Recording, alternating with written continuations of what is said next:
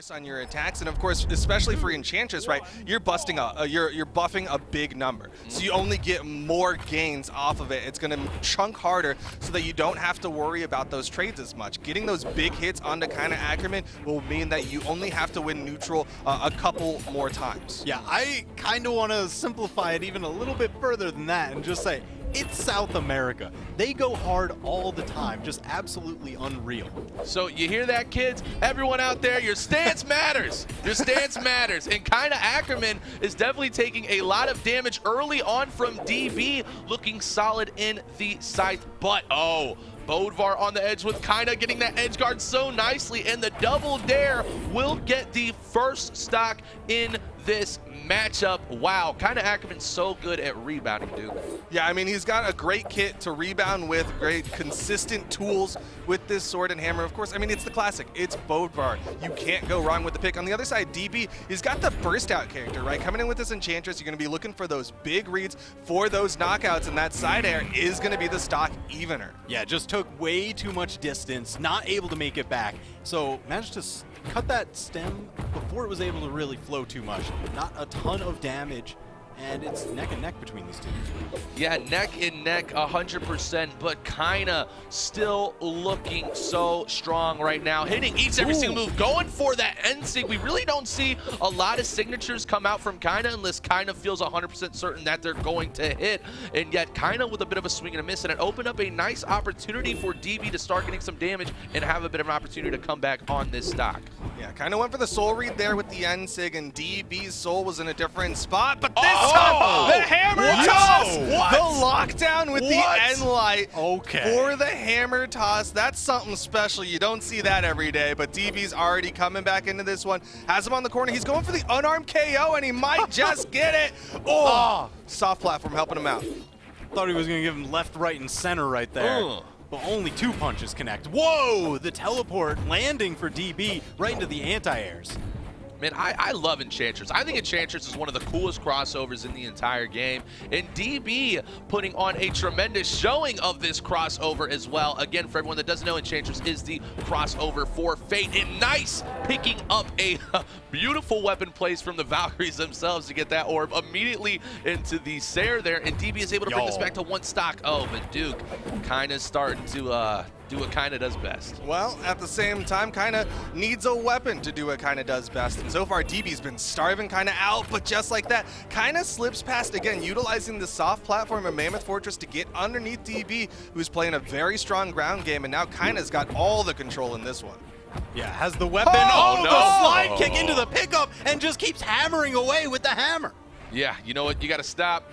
Hammer time. Kyna is coming out with the Zairs, the Nairs, and oh no, over there goes DB in the end of that matchup, and we see Kyna Ackerman play so calm, cool, and collect. As you look back at these replays, Duke, even hitting the double dare off the edge, and as well as just great placement overall in that matchup. What do you want to see more of from DB here, Duke? Because we saw DB have a lot of potential, but just come up short in a lot of different situations. You know, I think DB, like you said, had a lot of potential inside of this one, but Kyna's busting out a lot of style things, right? He's busting out these weapon toss fake outs, and if DB can really put the threat on Kyna, make him think, you know what, I got to play something consistent. I can't go for these cheeky plays, kind of really break that part of his mental, then I think DB is going to look a lot better.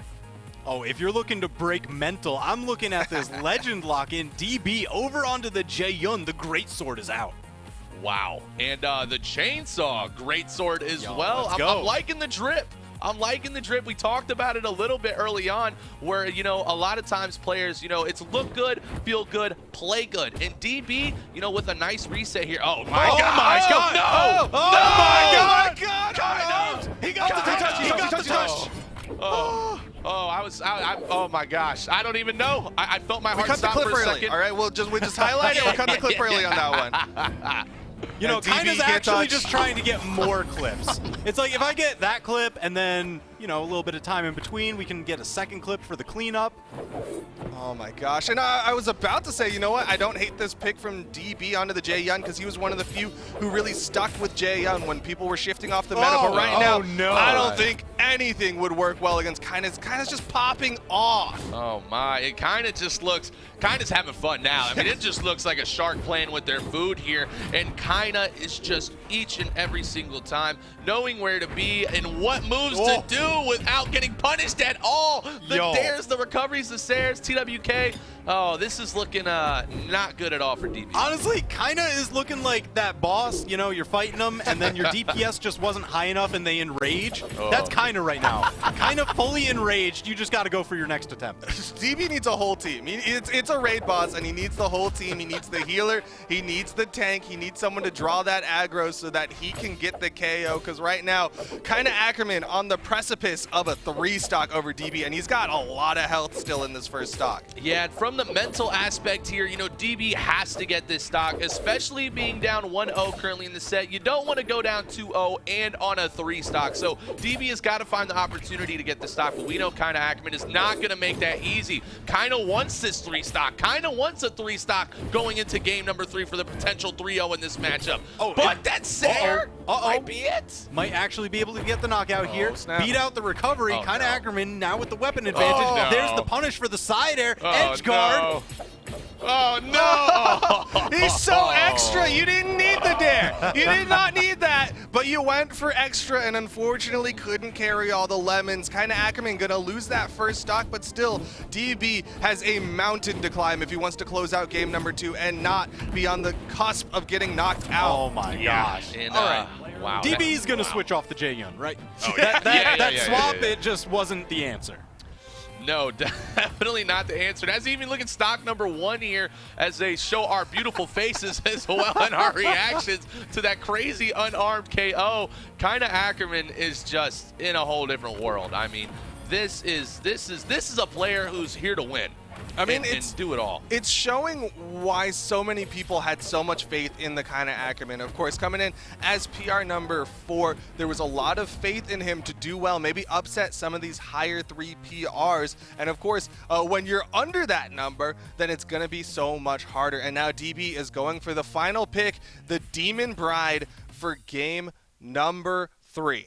Ooh, okay. And we're going over to Small Brawlhaven. We also see, we also see again the strength stance with a very high strength stat. So there's going to be high chance of early knockouts. That seems to be DB's strategy, is if I can just get the knockouts early enough, I don't need to get that much damage. I can kind of squeak by with just a couple neutral exchange wins. Yeah, absolutely. And I definitely think that was kind of the mindset for DB, but unfortunately, we are on Small Brawlhaven, where definitely it's going to favor the player who's able to maintain so much more stage control, as there's so much littler space in order for a player to navigate. And right now, Kyna's looking still very comfortable, building up a lot of damage, but DB with the weapon throw, that's going to be so costly. Nice dodge, though, to rotate back in the map. Some great movement from DB. Will let him extend this stock, but he's not able to get a big punish on it. Goes for the side sig read and the weapon toss.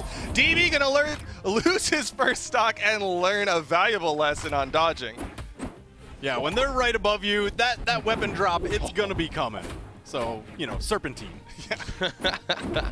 Man, and Kyna Ackerman still looking so comfortable. All the extra credit coming out, but a nice D-Sig.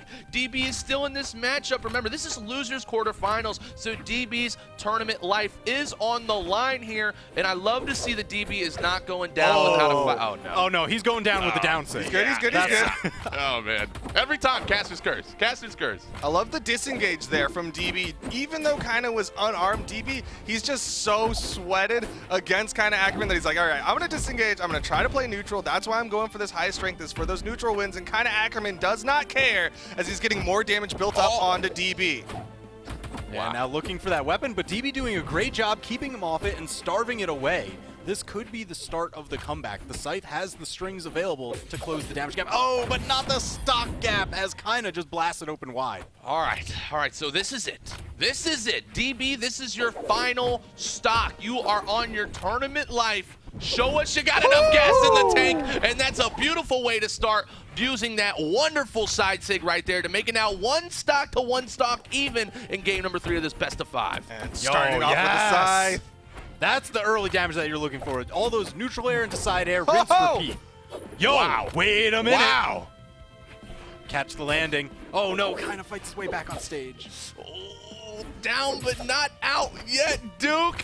Can DB do it? Is DB gonna do it? He's so close to getting a game off of Kyna Ackerman, but at the same time, it's small Brawlhalla, and that's a boat bar. He's got the potential. The neutral air is going to put him off screen, but it's not enough to KO DB. It's a scythe. It's a down sig, and DB is going to put himself on the board. He holds on for dear life with the Corpse Bride. Man, all right, so that Mirage pick and the small Brawlhalla pick, that's the answer. That's what he needed to pay off, get those knockouts, especially at that tail end there. He started to get like a significant damage lead, and you know, Kyna Ackerman kind of bet it all on that down signature with the sword, and DB was very quick with the punish. Good reactions. Yeah, and one thing that I'm very intrigued about here as we look at this damage difference is that DB was so good with the scythe. Like, that scythe changed the entire outlook of the game, especially on that final stock. But now we are going into Demon Island, which is a very nice counter pick here from Kyna Ackerman. I feel like, you know, Kyna wants as much space as humanly possible right now, Duke. Well, the funny thing is, Kyna actually left Demon Island and Small Brawlhalla on the board. It was DB's pick, and he opted for the Demon Island over the Small Brawlhalla again. He knows that at the end of the day, there was that possibility that the Bodvar was gonna get the hammer and get that quick KO. Meanwhile, on something like Demon Island, gives you a lot of runway for these strings of his scythe that you were talking about as a fantastic damage building weapon. Yeah, I think DB might have caught on to something off stage, right? He's going to avoid those weapon tosses of Kyna Ackerman going straight down now. That's figured out. And if you can just figure out how to... Oh, no, but the down air is too consistent. Yeah, and that is just so unfortunate for DB right there, in a very good position. But again, you do not go off stage against Kyna Ackerman. He's shown throughout this entire tournament, and let alone this set multiple times, that he is so deadly when it comes to the edge. All right, so, you know, you hear us having like that sad tone whenever DB gets hit here or knocked out or something. That's because we just want the game number 5. Yeah. I mean, personally, Well, listen, for you, speak for yourself, all right? for my picks, I want Kyna Ackerman to win. That hasn't changed, but I want DB to do well here. And it seems like it's been working out so far, but Kyna Ackerman is just too good with the adjustments. It's not working a second time. I love a close game. I love a competitive game. And DB, that first stock, it was rough because he missed that secondary. He went for the full aggro and unfortunately got punished for it. This time, oh my gosh, he's taking that lead off of it, and he's just building more. Wasn't able to get the weapon toss, but the side heavy will at least stop the 3 stock. Can DB get the Gimp range? Yeah, I definitely think with the potential from DB's side, it is 100% still possible. But the key is here, you have to start mixing things up. Kyna knows exactly what DB's gonna do. And look at that, the wake up and line of the side kick into the emote. Did you count it before it hatched? Absolutely. DB cracking that shell back onto stage, and now we've got the edge guard potential. So close. Taunt to get bodied potential here, but DB is going to take a lot to body, and no, he won't do it. Kyna Ackerman going to finish it out over DB and earn his spot in the top 4. Yeah, not only did we get a taunt there, but a nice roar from the bear to really capitalize on that Bodvar. But looking back at this matchup, Kyna Ackerman is not dropping any combos here. I mean, look at this, just recoveries, even every single time. You're seeing Kyna Ackerman play so calm, cool, and collect, but also very, very calculated and confident. Yeah, it was really that consistency, and you can see that coming out in the 54% accuracy for light attacks. You know, we usually are like seeing, oh man, if you get like 40%, that's really good, especially when your opponent's hitting like 20%. But man, 54%, and then even, you know, some of the signatures.